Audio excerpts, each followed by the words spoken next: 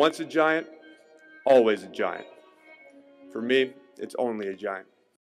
What's going on YouTube? Diggy546, and I hate that I have to get on here to make this video.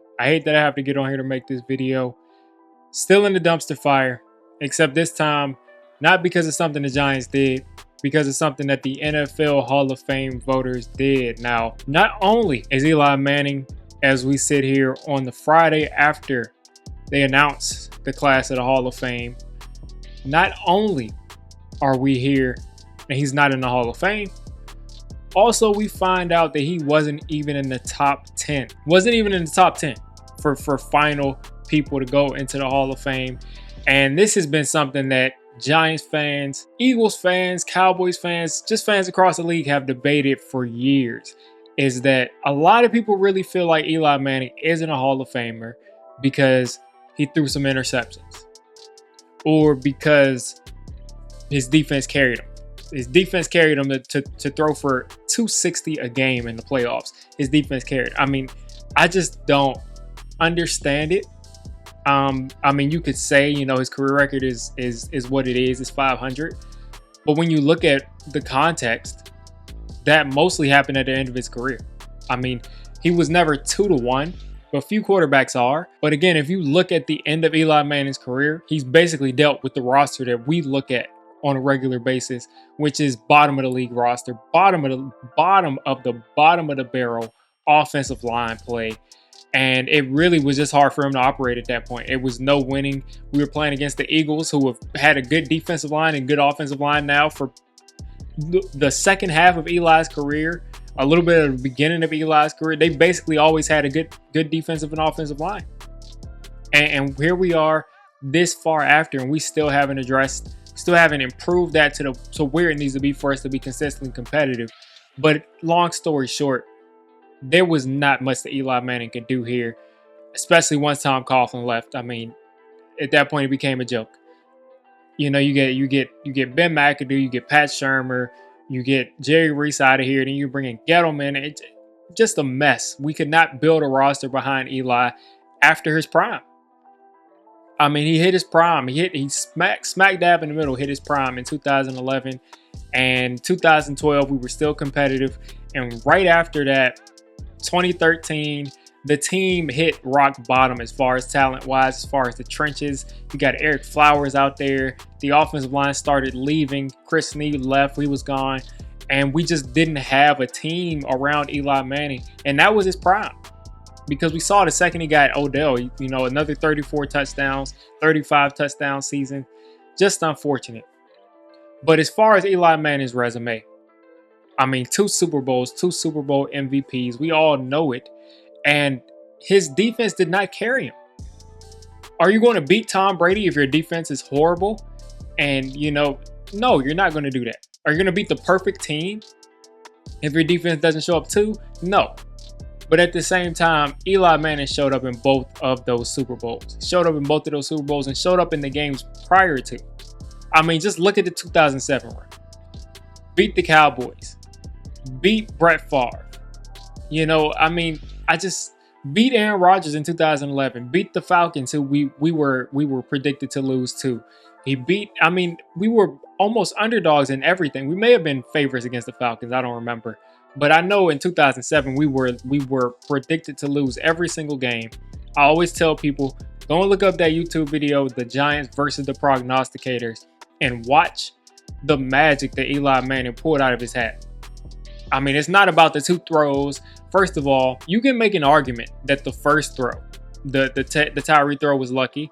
But again, when it's explained years later, Tyree was wide open. And it was almost like a miscommunication, but Tyree was wide open. And he ended up, if he just goes up and snatches the ball out of the air, if he's throwing it to Calvin Johnson, or if he's throwing it to Hakeem Nicks, or if he's throwing it to maybe even Amani Toomer, they're just going to catch that ball normally. The reason that it's pinned on his helmet is because he had a problem corralling the catch. So that's one thing. And then the Manningham catch is like, you could not have thrown a better ball. And Eli Manning did that a bunch. He willed his team through multiple playoff victories. And it just, people just don't see it. People just don't see it. And And there's always going to be hate for the Giants and for the Giants quarterback. And it's just unfortunate that they were able to hold him out. They were able to hold him out for Sterling Sharp, who's been waiting forever, who I think should have been in the Hall of Fame a while ago, but still he's been waiting forever. Eric Allen, Jared Allen, another guy who should have been in a while ago, and Antonio Gates should have been a first ballot Hall of Famer too. He had to wait a year, and it's just like, I don't understand these like rules that these voters have. Like, they have these specific like doubts about players, and they'll say like, I think he's a Hall of Famer, but he's not a first ballot. Like, why wasn't Antonio Gates in the Hall this year? Why is Luke Kuechly? And this video isn't going to be about Luke Kuechly, but why is Luke Kuechly having to wait? Luke Kuechly, the guy who has 7 Pro Bowls, 5 first-team All-Pros, Defensive Player of the Year, should have had a Super Bowl if Cam Newton dives on the football. Luke Kuechly. Like, I just don't get it, man. Like, the people that they make wait. The fact that they made Terrell Owens wait, or Terrell Owens, they made him wait. I mean, the Hall of Fame at this point has lost all credibility for me. I'm not really putting too much credence into it. Because how are these players having to wait to go in? Like, how is Eli Manning having to wait to go into the Hall of Fame when you cannot even think about telling the story of the greatest football player of all time, Tom Brady? You cannot tell the story of the league without the greatest football player of all time, and you can't tell his story without Eli Manning. You can't tell his story without Eli Manning.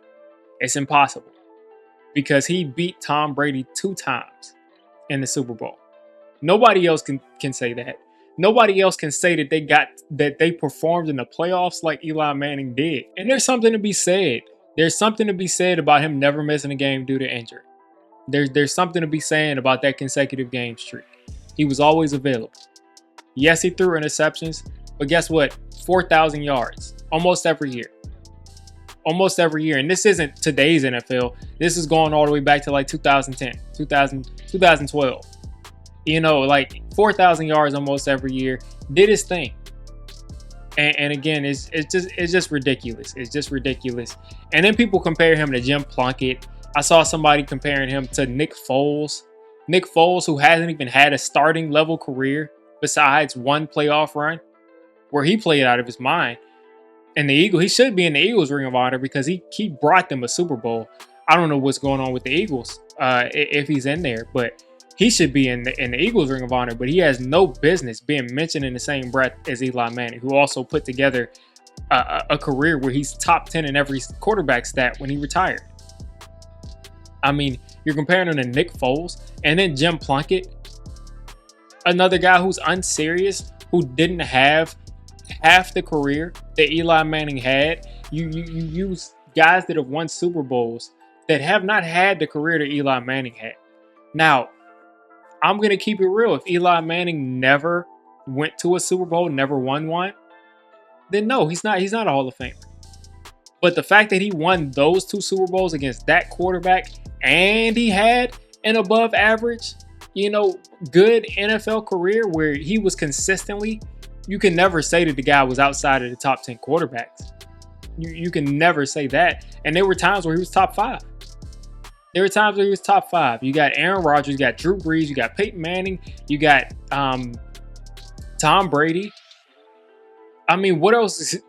Number 5. Who's taking 5th place? That's really what you're asking. This was his era.